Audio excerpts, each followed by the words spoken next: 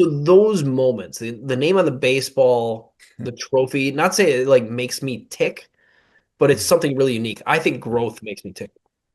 And doing things that people doubt we can do. Yeah. Yeah. Fighting that like, hey, you're just a MLB partner league. Like no one's gonna like this.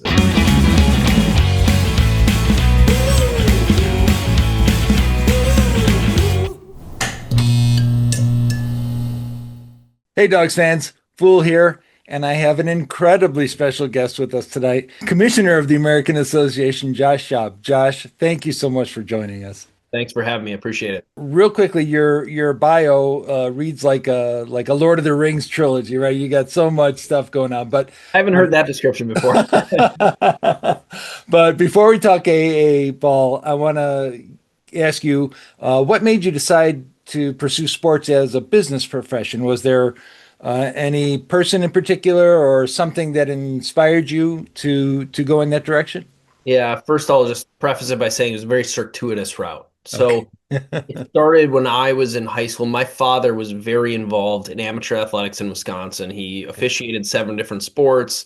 I, as a child, volunteered at the state track meet, the state baseball tournament, the state volleyball tournament, because that's where he was volunteering. And I would used to travel with him to all the games he's officiating and to remote parts of Wisconsin, the Upper Peninsula of Michigan. So at a very young age, I was brought into the sports realm, albeit on a very amateur level. And as time moved on, I got to high school and, the questions you start getting, what do you think you want to do?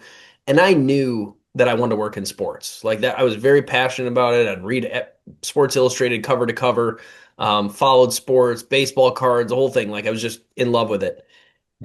But at the same time, in the back of my mind, like I really liked law, social studies, and all that. And so at the time in 2000, I graduated high school. There's only 2 universities in the Midwest that offered sports management as a major. A lot of minors, but only two: University of Minnesota and the University of Wisconsin La Crosse.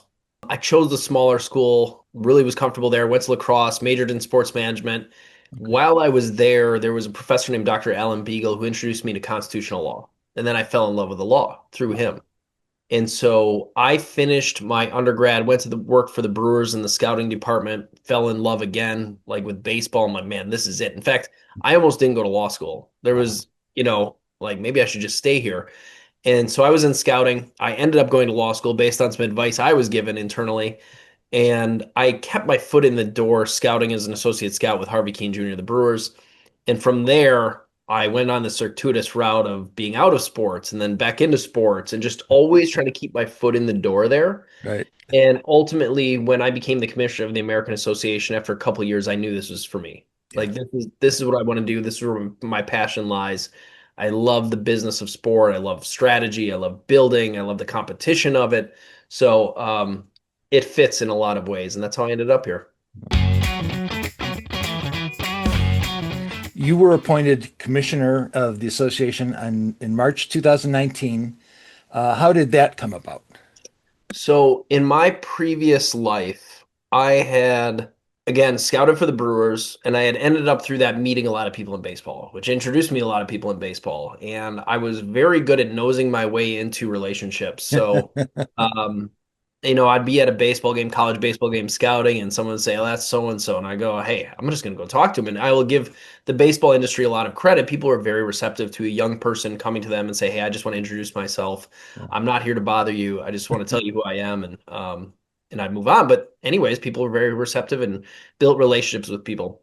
So in 2008, I graduated law school, Mhm. and there was no jobs. It was the most saturated legal market in the most worst economic recession in 80 years. I actually had to practice bankruptcy law, which was Wow. fruitful, obviously, at the time. And then as bankruptcies waned, I started representing buyers and sellers of teams, which were toxic assets at the time because the economy was so horrible. Yeah. And because of my relationships I had built, I started meeting owners. And so as owners of independent league teams, owners of different sports, and a deal came across my desk in 2013, and it was to buy the Joliet Slammers. And the client backed out of the deal. I found some partners to come in. We went and bought it. I operated that for 3 years. Well, in that venture, I ended up meeting a lot of owners and understanding the independent baseball world and really got into operating a team. Albeit, we did well because it Mhm. was a big turnaround. lot of work, a lot of credit to my business partners who are a lot smarter than I am. I executed on the plan they put forth. From there, I somehow stumbled into becoming the commissioner of a professional soccer league. So I got the first commissioner role when I was, I think, 33, and I had my name on a professional soccer ball. And from there, I went into hockey, and I, co-founded a professional hockey league that plays in the summer in Minneapolis. Um, and then I started practicing law and doing sports law again. So then I was in a law firm doing all that after I sold the Slammers. Um, and through all of that, those relationships continued, and I was reaching out to people. And in 2019, when my predecessor, the godfather of independent league baseball, Miles Wolff, decided to retire, some owners reached out to me and said, "Hey, you've got commissioner experience, you've operated a team, you're an attorney, this feels like a good fit." So I remember flying to Las Vegas, meeting with Sam Cates, Charlie Meyer, Tom Garrity, and some others, and they offered me the job. So for 2 years, I was practicing law and as commissioner at the same time. In 2021, after the pandemic, they said, "We want to make a run at this from Yeah. a business perspective," and brought me on full time. Well, and that brings me to my next question. Actually, and that's growth. The league has seen phenomenal growth since you've taken over.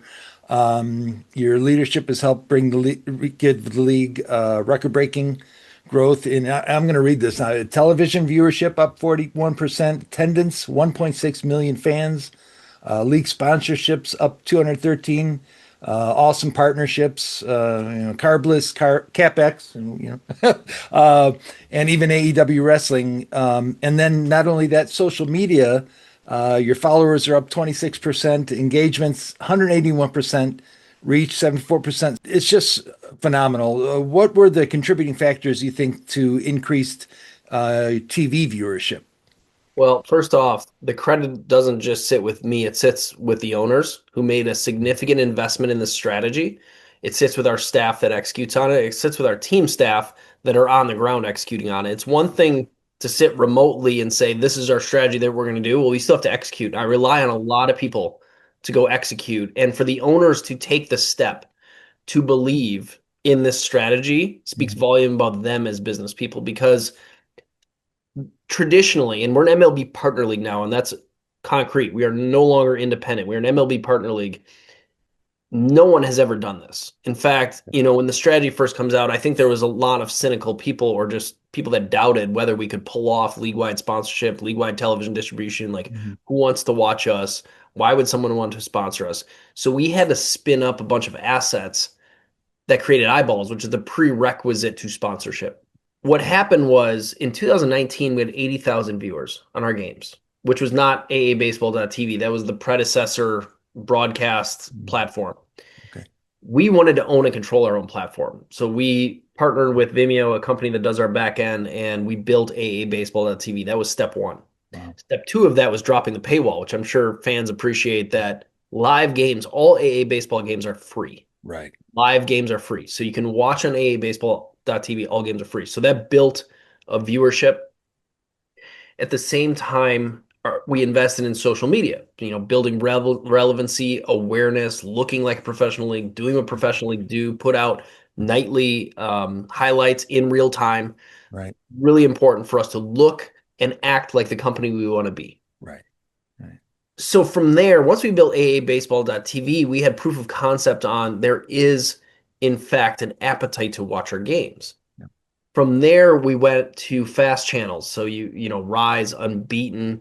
Mhm. We were on Gray Media for OTA platforms. Prior to that, we were on some smaller distribution platforms, and Okay. we're continuing to grow. So we went from 80,000 viewers to like 1.6 million viewers Wow. to 4 million viewers to 6 million viewers to 10 million viewers. Wow.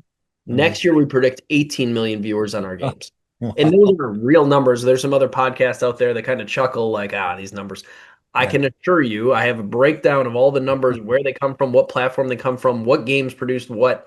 All the data is there. And that's the last part is the sponsorship side. We've brought in a lot of sponsors. And this is not an industry secret. No sponsor is going to invest with any league without data. So providing the data to them and capturing the data through our league app, the AA baseball app and the team apps, really, really important. And by data, I don't mean emails, I don't need phone numbers, Okay. just the amount of eyeballs that are on our product. Right. that you can prove out is really important to them. So this has been a long process, 5-year strategy. We're starting to flip into phase two. Okay. And all the credit goes to our owners, our staffs, and our team staffs that have executed on this. What do you find most challenging then to growing the league? Because the numbers seem to say nothing, but there's got to be something, right? Challenges are, there's a lot of noise in the market. There is a lot of products out there. So why would someone want to watch A baseball over any other type of baseball? And by the way, I should say the other growth factors in all of this, a lot of credit goes to our owners individually, is building non-baseball revenue, which has allowed them to invest in baseball.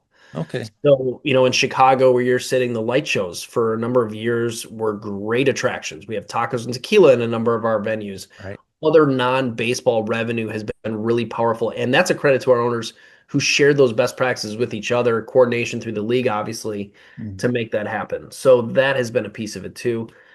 But there's still, that all being said, why is the American Association different from any other entertainment platform? And breaking through that to be unique is really challenging. Okay. All right. So you're saying that by doing these other things, the light shows and the concerts and things, that gives each club more uh, cash to work with to support any new technologies or any advancements that the league is looking I'll for? call it a buffer because we can't live and die on baseball. That's the Right. reality. Is baseball's, 6 months out of our year, we're really making it happen. There's a whole other 6 months that we have to use these stadiums, which we manage and lease, to generate that revenue, to really make us a healthy business. And our teams have done a phenomenal job of doing it. All right, well, let's talk about partnership. You mentioned that it's been a few years since the AA became an official MLB Partner League. So looking back, what do you think is the most tangible way that that's changed the experience for the fans? I think from the fans' perspective, the media. So we've done a lot of work and invested a lot of money to cross-pollinate our story among fans, both the human interest story of our players to fans, Right. and then letting fans in on who the other players are in our league. And part of that social media, just opening the hood and let you see what's under the engine somewhere else, previewing teams. We've also really pushed Baseball Champions League. Our champion goes to play the champion of 5 other leagues. And that's so unique. No one else does this. No other partner league does this. Affiliated baseball doesn't do it. So this year we're playing March 23rd to 30th in Mexico City. Our champion, the King County Cougars, back-to-back champs, Yep. will face off against Mexico City Diablos. They're back-to-back champs. Wow. And this year Taiwan's coming. So Oh, a press wow. conference is scheduled for January 27th, and I can share with you who the teams are, the rest of the teams that are coming in. But All we're right. excited about that. That's a piece of the growth. You are reading my mind, buddy, or you've got my notes, I think, because that was my next set of questions is the international game. Regarding I think it was Lingo Pal, is that how you pronounce it? They broadcast the games, the championship series last year in multiple languages. Is there a plan to do that again this year or maybe during the regular season? Is that how we kind of you see yourself or the league branching out internationally? Is there a short plan and a long plan for that? I think primarily Spanish speaking is really important to us and Okay. finding that demographic because again, is our competition doing it? Is Mhm. anyone else doing Spanish speaking? Right. I think personally access to Major League Baseball games on television is going to get harder and harder as we go as it's Mm. fragmented across. So how can we find an avenue for Spanish speaking to watch our games if they so choose? The Right. international side, BCL is an easy one that, if we can partner with LingoPal and we have not yet on BCL broadcast domestically, that's really important. Part of that is what's the platform that's going to go on? And is there a partnership there that makes sense? When we did it for Miles Wolf Cup last year, it was a great experiment to say, okay, there's viewership on these games. I think we did Japanese, English, and one other really unique one. And ironically, the unique one got a lot of views. I'm not sure how they drove it, where it went, but it was really powerful. So yeah, long term, I think being more attractive and different than other entertainment platforms is really important. We got Mhm. to find how we monetize that. Yeah. That's also a piece of it. It seems like you're doing the right thing, and it's great to see too that it's obviously a world game, and if we can be a part of that, we collectively, that's amazing. I can share with you too regarding BCL. I think what makes it really powerful for this year is World Baseball Classic is happening Oh, right, right, right. until March 17th, and then we start on March 23rd, the Oh, World wow. Baseball So you're Classic, gonna right before there. Major League Baseball opening day. So Yeah. we sandwich this event right after the Tailwinds World Baseball Classic. Um, So we're going to pick up this interest in international baseball, which I think we know based on the last one. It's like people are frothing at the mouth to watch after the event last time. And right. you look back to the first World Baseball Classic, it's like medieval times compared to what it is today. So the growth of the interest in international baseball has been phenomenal. I'm looking forward to it. I think it's going to be a phenomenal event, and that will help fuel our growth going forward as well. For sure. And then we still have the Australian Baseball League too, right? Is that something AA Baseball owns or what's We the do not. connection there? That's a very simple license. And again, it's like, how do we become attractive year round? Well, if AABaseball.TV has live baseball in the winter, that's pretty Mhm. unique. Yeah, Not many have it. You turn into MLB networks, there's a lot of live baseball going on. right. So yeah, that's a piece of being unique, and we really have to get back with Australian baseball and get that done as well. But going forward, we'd love to do with more winter leagues and get them put on our platform. All right, well, let's jump in and talk technology. AI is all the rage, right? So you've just partnered with HTN, the Home Team Network, to upgrade the league's broadcasts. And on paper, it sounds huge. Everything they're talking about, camera production, graphics, advertising, all that stuff. Can you explain how the HTN will work to improve broadcasts? What is the difference that viewers will notice? The league, our information release about this didn't do a great job. This is a very limited Mm, rollout okay. to only 3 clubs, and I'll let the Oh, teams announce that they're going to Home Team Network. And what this is an experiment for us okay. to see if we can couple the human and AI element to our broadcast to raise those standards to a national level. So right now we primarily have 4 teams that appear on national television. Sometimes we get a fifth or sixth, depending on scheduling. Right. We're trying to raise at least 9 teams to a national standard. Wow. We believe the most efficient path economically is to involve AI. AI, we think will continue to learn and do a better job on switching. And then the camera quality also becomes uniform.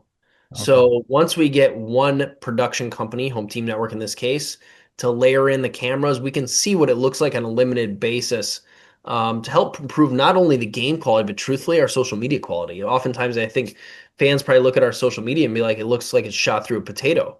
Well, part of it is there's a patchwork of cameras across the league. We're trying to make those a little more uniform. Yeah. So this is a limited rollout with Home Team Network to see if we Okay. can elevate those 3 teams going into 2026. And it's a working partnership Mhm. to make our production better. The other important note is all the games will still be available on AABaseball.tv for free. Home Team Network has their own platform for teams to watch. That's just Okay.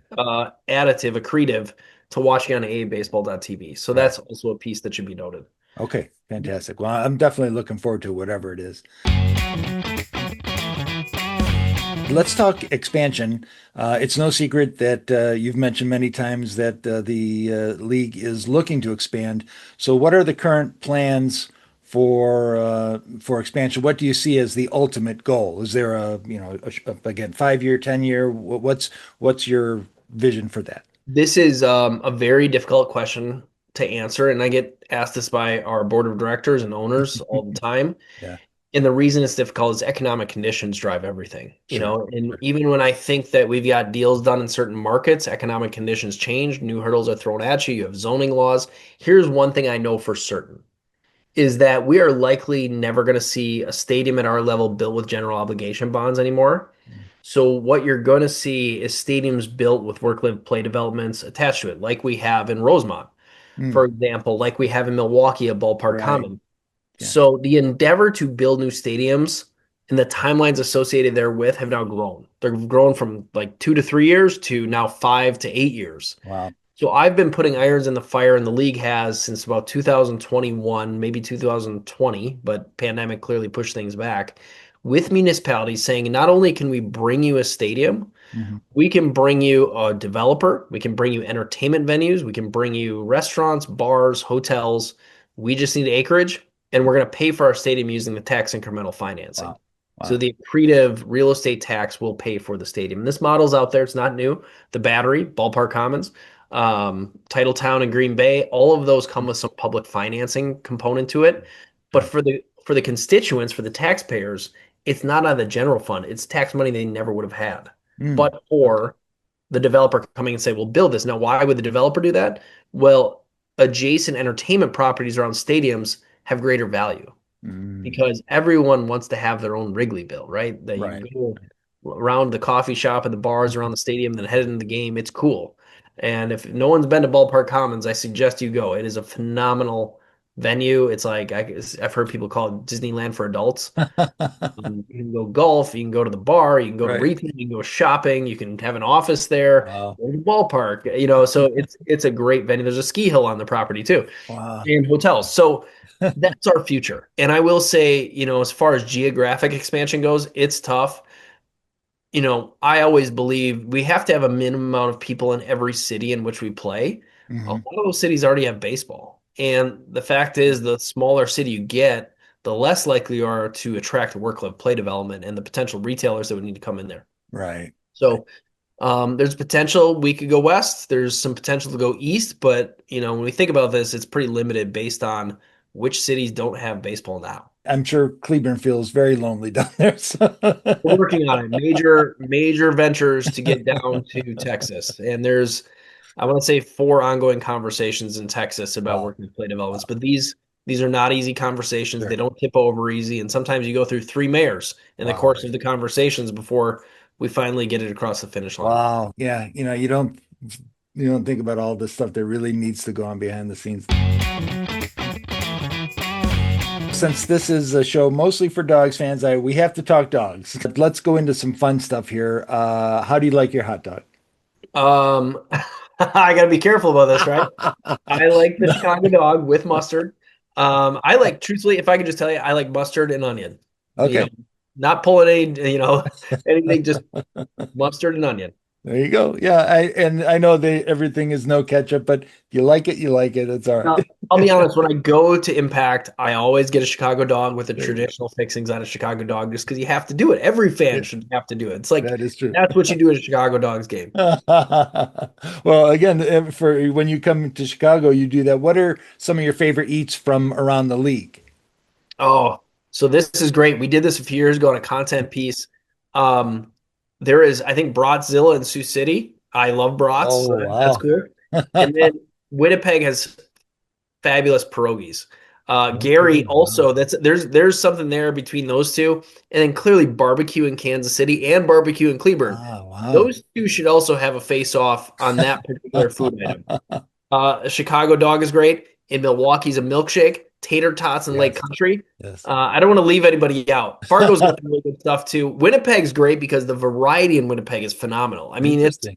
like everything from like I don't want to say I think they have sushi, but like sushi on Wow. around. If you walk that concourse, it is like Epcot and Disney. Like, what do you want? Wow. Like, whatever.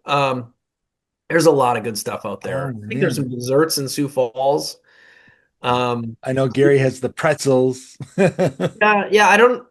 The pierogies in Gary, though, is what I was steered Okay, I haven't. I'll have to try those to. next time. So yeah, all good food around the league, and every year I'm amazed at what they come up with. So I'm excited about what 2026 brings. Well, if you were to be out on the field in action, what would be your walk-up song?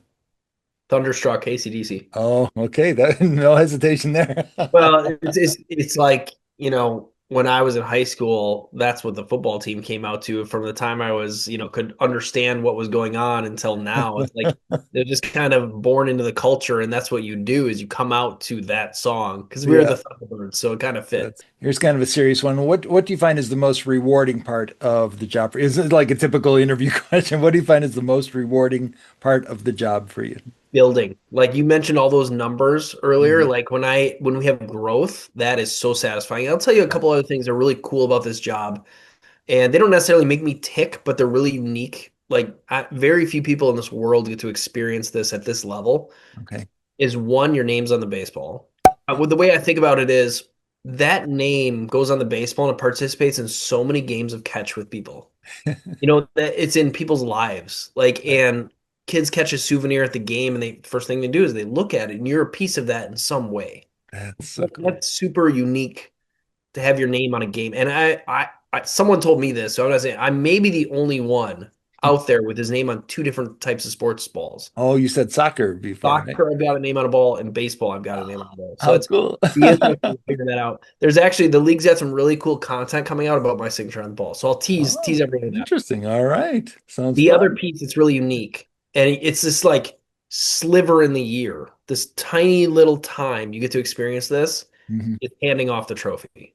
Like when you Sure. get to award the trophy and see the end of a season and some dreams come true and some amazing moments, especially last year's game five, like Oh, phenomenal. yeah. Yeah, Um, that was amazing. It really I was. mean, so those moments, the name on the baseball, the trophy, not say it like makes me tick, but it's something really unique. I think growth makes me tick. And Yeah. doing things that people doubt we can do. Yeah. Yeah. Fighting that like, hey, you're just an MLB partner league. Like no one's gonna like this. No one's gonna watch. And then you just Yeah. so Yeah. overcoming Hold that. my beer, right? Yeah, that's right. All right, we always end the show with our final pitch. So my final pitch question is, well, the show is obviously for fans. So if you could send one message to fans of the league, and maybe even fans that who have yet to come out to any AA baseball game, give a message about the future of the American Association over the next 5 years, what would it be? Two different messages for those two different Okay. demographics. All right. One for those that are fans, thank you, because without you, the growth is not possible and the new things aren't possible. I think what they can look forward to is always getting high quality baseball. So your product is going to continue at being high level. I think what you're probably going to see is not necessarily more tech integration changing the game, but what you'll see is on the periphery, technology informing you more about the game. Okay. So, for instance, Baseball Champions League last year was just on TV on Unbeaten. They were replaying games, Mm. and a guy hit a 530-foot, 34-foot home run Wow. in Cuba. Now, keep in mind, we're at 10,000 feet altitude. Yeah. But what struck me was, previously you would never know how far that ball went, Yeah. right? You have no idea. It's a guess. You get this thing then going up on the board. Someone says it's four. Wow. TrackMan will go on screen and show us exactly all the metrics like MLB. Yeah. And then in stadium, you're going to start to see that. So, kind Yeah. of pushing the data through to fans, I think is really important. The app will get better, our integrations will get better. I think the food's always going to get better, but the baseball will always be high level. So, that's for our current fans. For our new fans that haven't been here, you will be stunned at how good our players are.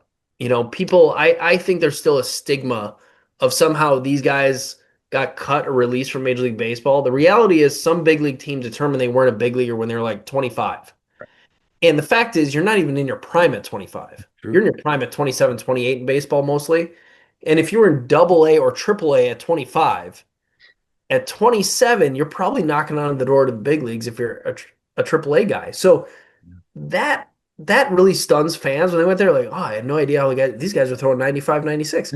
Yeah, because these guys, some big league team just decided they weren't big leaguers. It didn't mean they weren't world-class athletes. In fact, I always give the metric, our shortstops playing in our league are probably the 60th to 72nd best shortstops in the world or thereabouts, Yeah. if you really think about it, or catchers or whatever. Yeah. Um, Close there to, if not in that range. That's elite. Imagine if I was the 67th or 70th or even the 100th best lawyer in the world. Right. Like Right. that's something to be said. So new fans will be stunned. They're also going to be stunned when they show up at how nice our ballparks are, our stadiums. Yep.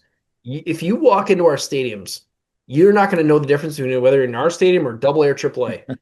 Some cases high A, but still, I think there's this perception that if you're not affiliated baseball, you're not of quality. We Right. have better quality in a lot of circumstances. And Mm. guess what? Our food tastes the same.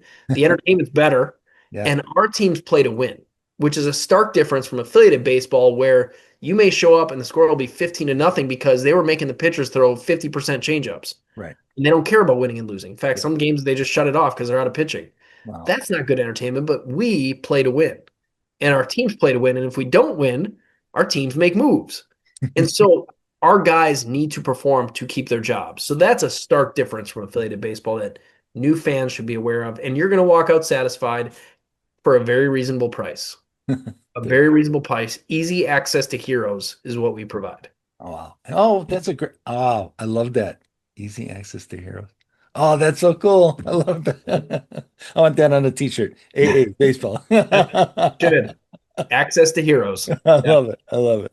Well, Josh, I really could talk to you for another hour, but I want to say thank you so much again for Appreciate it. allowing me to talk to you. This is great. How can fans connect with you if they wanted to reach out or the league? Oh, I have social media, so Commish Schaub is my Twitter handle.